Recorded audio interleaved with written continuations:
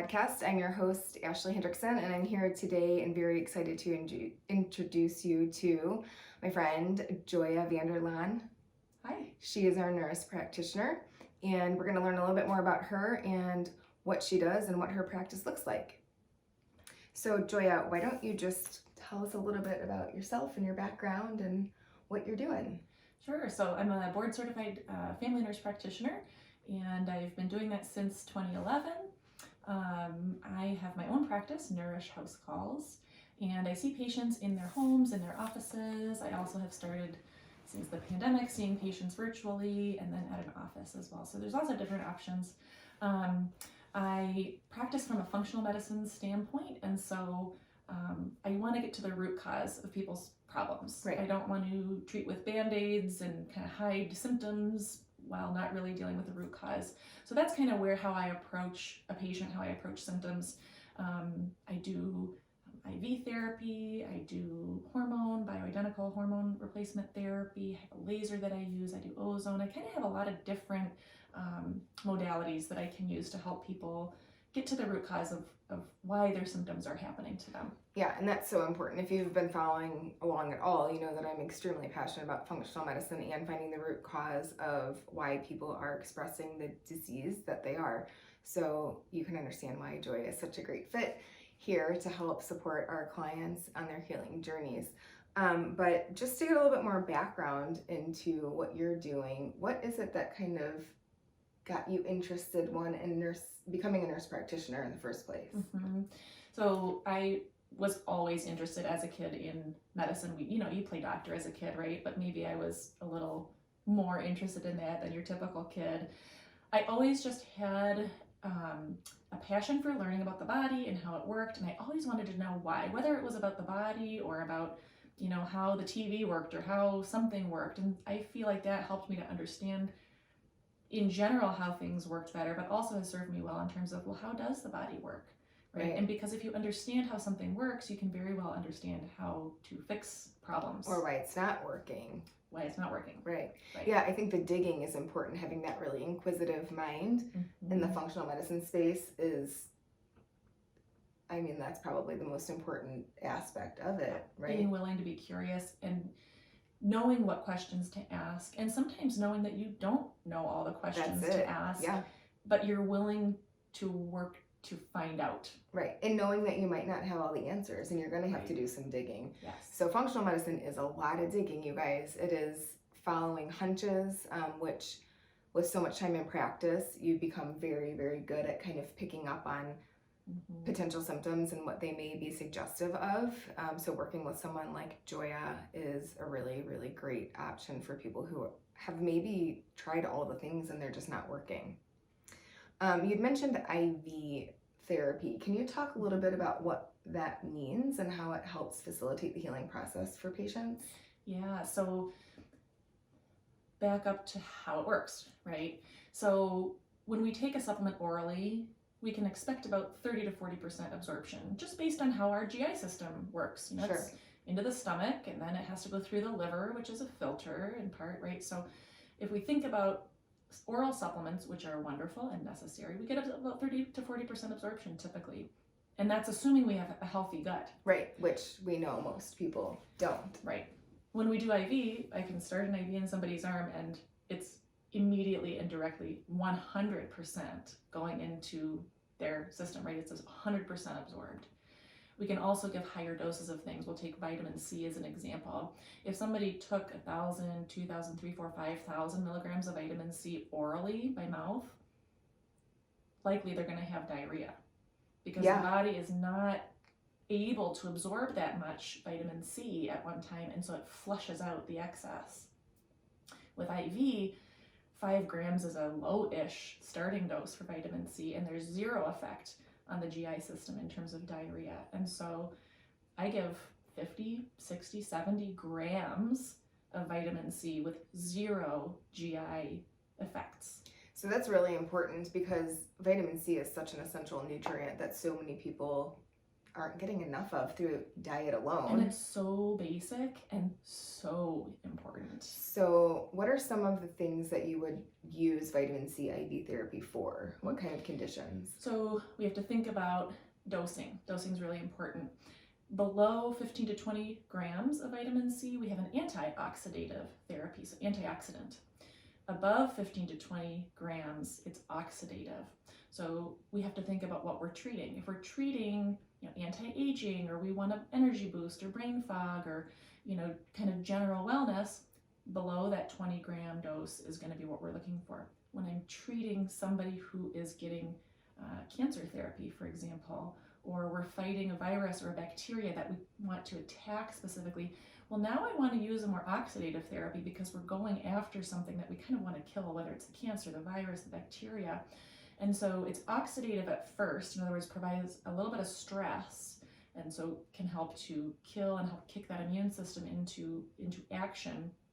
So it's oxidative first before it kind of transitions and then becomes antioxidative. So you have to think about dosing. I use vitamin C a lot with immune boosting. Sure, and that's, I think, how it's most commonly thought of, right? Mm-hmm. So you touched on it a little bit, but for anyone who's not really familiar, can you explain the difference between antioxidant and oxidative? So the difference between oxidative and antioxidative, antioxidants, we need to kind of protect our cells, and it has to do with DNA, repair and regeneration and protection, and that's how our cells function, and that's how, for instance, our skin cells replicate, right? Right, because you hear antioxidant all the time in like the skincare commercials. Yes. So we hear a lot about antioxidation in terms of anti-aging and disease prevention, cancer prevention, and even in beauty, you're right. So oxidative stress, we all have oxidative stress, and a certain amount of oxidative stress is necessary because it kind of is almost a challenge to our cells to build the cell's ability to be resilient. Mm-hmm. But if we're under constant oxidative stress, now we're into a damage area. So we need a balance of oxidative and antioxidative exposures. Okay, that makes sense. And if I'm not mistaken, a good example outside of the human body of oxidative stress is rust. Right? Mm-hmm. Yeah, so if you guys can't really picture what we're talking about when we're talking about oxidative stress in your body, think about any piece of metal that's been sitting out in the rain too long or exposed to the elements that starts to degrade and rust. And that's essentially what's happening in the body, right? Right. So we don't want that, for sure. We don't want that. So vitamin C is one kind of IV. Are there others that you offer? I think you mentioned something about ozone. Mm-hmm. Yep. So there's lots of things we can put in IVs. Vitamin C is one. Magnesium I use all the time. B12, methyl B12, or hydroxy B12, depending on methylation status, which is a whole other 6 podcasts. Episode. Yeah. Glutathione we add in there. I can add an alpha lipoic acid, ALA, L-carnitine, glutathione, all sorts of things. So depending on the patient and their symptoms and with their goals, I can tailor exactly what to put in the IV. Okay. I also do IV ozone therapy. So ozone's really neat. It's an oxidative therapy that kind of kicks the cells on, or kicks them into like a higher level of functioning, or their optimal level of functioning. It's used for all sorts of things, because if you can imagine, at a cellular level, disease starts at a cellular level. Absolutely. And so people say, well, what do you use ozone for? And I kind of am like, well, everything. Stuff. Because whether you're tired, or you're not sleeping, or you're in pain, or you have yeast overgrowth, or you have immune dysfunction, or hormone problems, or thyroid problems, like it's all having to do with how your cells at a basic foundational level are functioning. And so ozone kind of turns on those cells to function as they should. The other thing that ozone does, and this is why if I do ozone plus nutrient therapy, always do the ozone first, because basically the ozone kind of opens up the cells to receive those nutrients a lot better. And so it's a synergistic effect, really. We can do the ozone alone, we can do the vitamins alone, but together they're even more powerful. Okay. So I think it's super interesting, and I love the idea of ozone therapy. I'm actually one of Joya's probably most I excited. wasn't gonna reveal that. Excited patients when she started doing ozone. I couldn't wait to get in and get an IV myself. But in my very layman's terms, explanation wise, what I understand is that it's so effective for so many different conditions because it's pure oxygen. Yeah. Right? And so all of these microbes or the candida or even things like heavy metals, I think, right, can be kind of... It can chelate. No, it's not a direct chelator. It's a chelator because it turns on those cells to perform their detox functions better. Interesting. Okay. And because it's so highly oxygenated, none of those bad bacteria or yeast can survive in that environment. Is that right? No. So when we ozonate a room, for example, and people can have ozonators on their furnaces, or you can have an ozone generator for a room, that's a direct killing method. Okay. So, and you can kill mold in your house with an ozone treatment, continual ozone treatment. In the body, how it works is a little bit differently. If we gave somebody that much oxygen, we'd damage them. That would be very oxidative. So when we give IVs, really what we're looking at is, again, that foundational cellular functioning to make those cells work well. So for example, with candida, with mold, we're turning up the cell's ability to function optimally so that it can deal with the mold, deal with the candida, deal with the viruses, whatever it is, as it should, optimally. Okay. I'm glad that I asked that question then, because I've been misinformed. Yeah. You know, which is easy to do, right? There's so much information out there, right? So much conflicting information, and you have to make sure you're getting your information from good sources. Well, and you don't want to always explain too deeply so people are confused. Right. So sometimes it is better to just say, well, ozone kills mold, right? Like ozone treats mold, and then maybe just stop there first, depending on the person's level of understanding or their desire to want to know exactly how it works. It can definitely get more complex. Yeah. Right? The longer we talk about it. Right. What is your favorite IV to receive? So, just the other day I did this. I like to do the ozone and then the vitamin therapy. What vitamins do you use? Do you do B and C? Yes, so 2 days ago, for example, I did ozone, and then 10 grams of C, 1,000 milligrams of magnesium, my B complex, my methyl B12, and then follow that up with ALA, which has to be infused separately, and then glutathione. So I gave myself the works. What do you use ALA for? ALA is antioxidative. Okay. It is detoxifying, so specifically with heavy metals, it's a gentle chelator. In a lot of cases now in this day and time is COVID. People have lost their smell and taste. And generally that's related to a nerve inflammation, dysfunction, and ALA is really important for nerve functioning, and it nourishes and kind of repairs nerves. And so I've had a number of patients where they've lost their smell or taste due to COVID, and we were able to get it back. Oh, that's amazing. The IV ALA. ALA is also really important for blood sugar regulation, which, talk about foundational. Right. Blood sugar regulation and avoiding those spikes and crashes is important for everything health related. Yeah, absolutely. What do you see most commonly in practice? What are you typically treating with your IV therapies?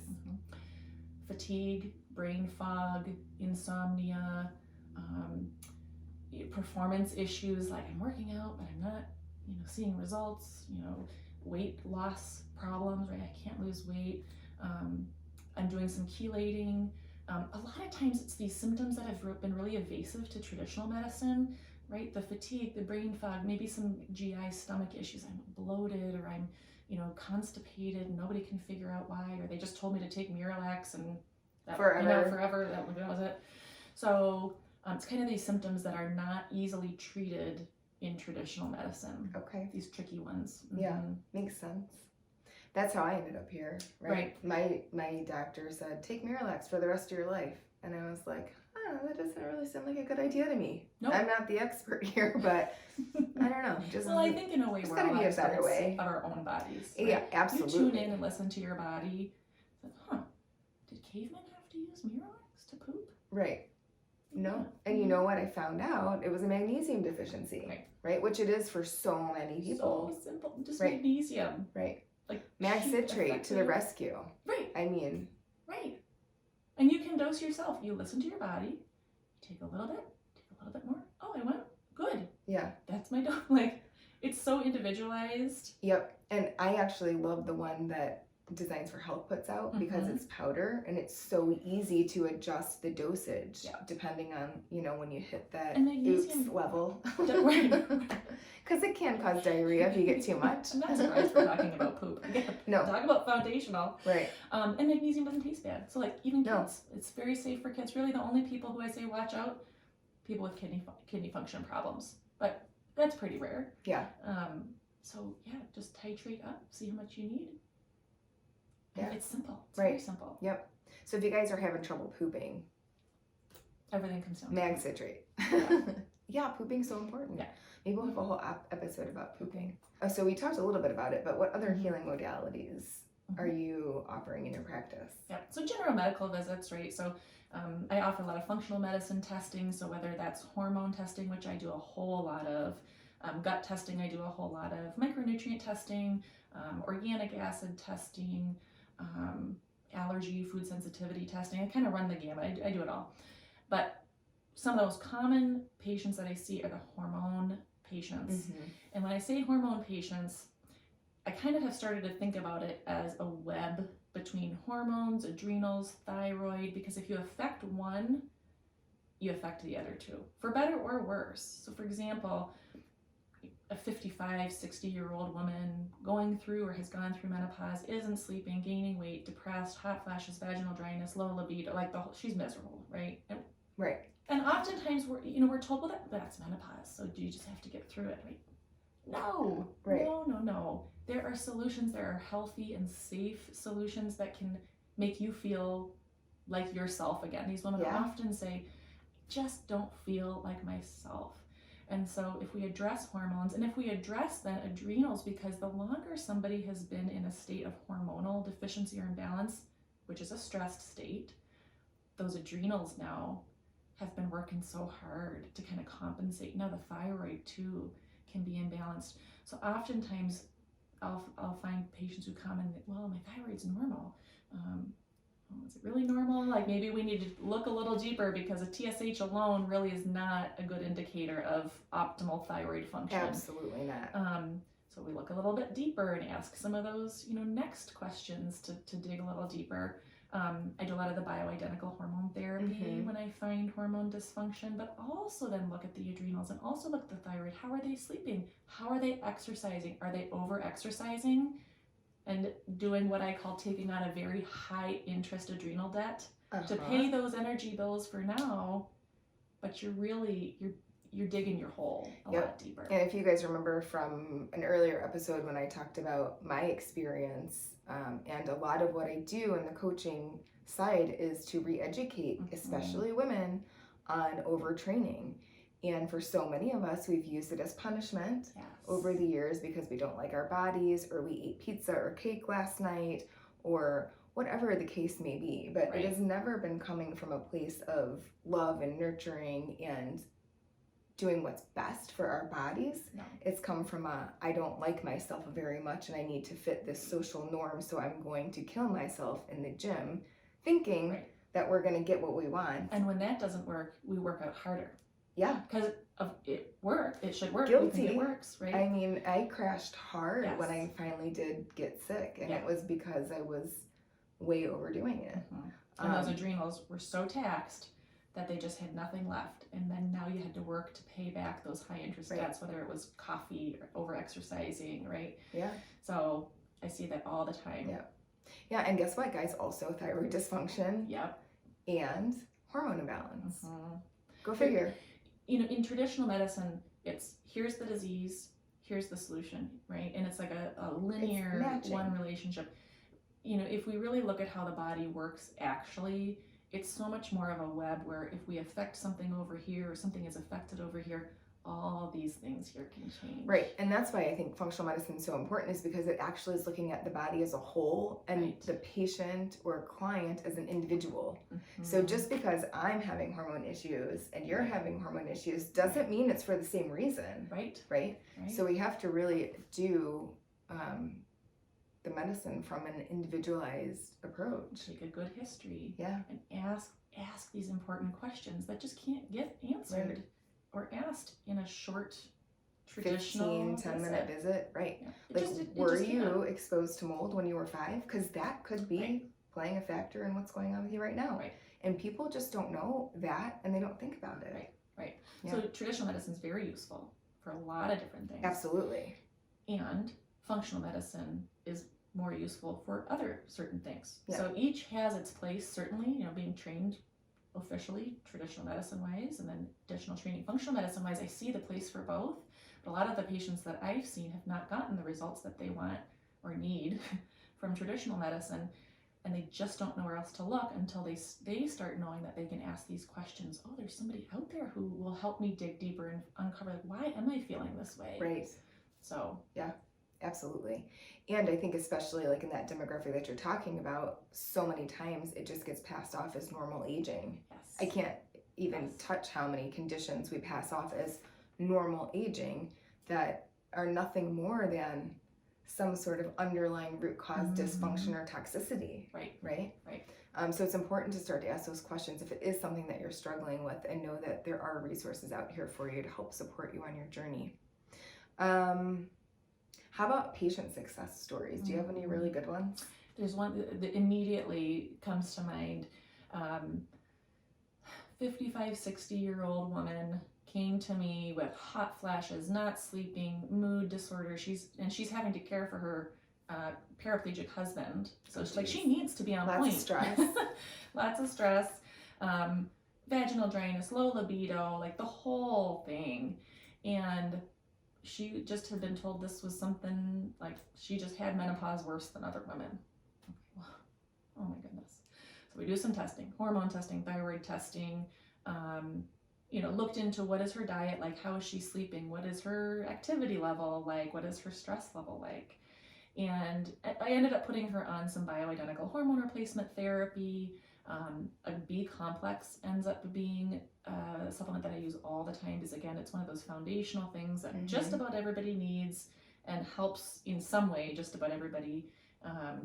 So she, a month later, it was the nicest email I ever got, and almost made me cry. Maybe it did make me cry, I forget. Not having night sweats anymore, sleeping through the night, able to go work in her garden, her passion, right? One of her passions, and she wasn't able to do this. And just said 2 things. You made me get back to who I am. I feel like myself again, which is, I hear that so often. And I feel like myself again. And, I'm thinking, my brain is working better. This brain fog has lifted. She's like, I didn't think I would ever feel this good. Yeah.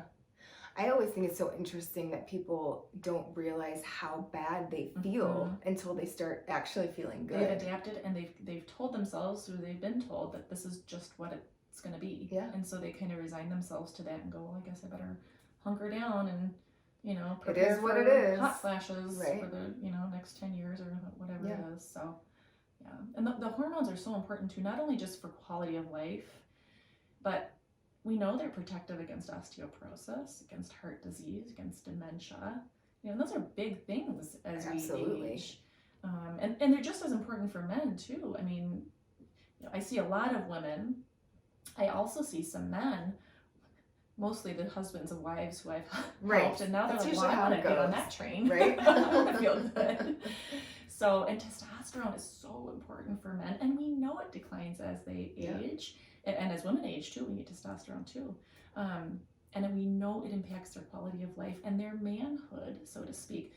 Not even talking sexually, although for sure that's involved, but their motivation, their drive, their ability to concentrate and initiate tasks at work, their mood, their sleep, their muscle, their ability to build and maintain muscle and therefore manage fat stores too. Right. I mean, it's so important. Yeah. And she did say for women, it is important to make sure that your testosterone levels. So I think a lot of women don't think about that. They think estrogen, progesterone. We need testosterone too. And that's an important thing to be checking as a woman as well as we're aging. So thanks for mentioning that. You're welcome. So how do people find you? Yeah. So I'm with Nourish House Calls. That's my business. Started that in 2018. That's nourishhousecalls.com. And then I'm Joya. So I'm Joya at nourishhousecalls.com. I'm building and trying to get better at Instagram and Facebook, but it's Nourish House Calls there too. So that's how you can find me. Great. You'll also find links to Joya and her website and be able to contact her on the Shreya Wellness website. So if you're following us on Instagram or Facebook there, you will be able to link up with her through the Shreya sites as well. Thanks for being here. If there's anything you guys have questions on that Joya covered, or you would like her to go deeper into detail with on another episode, please give us a like, drop a comment, and share, and we'll be happy to address any of those topics that you guys are interested in seeing. Have a good day.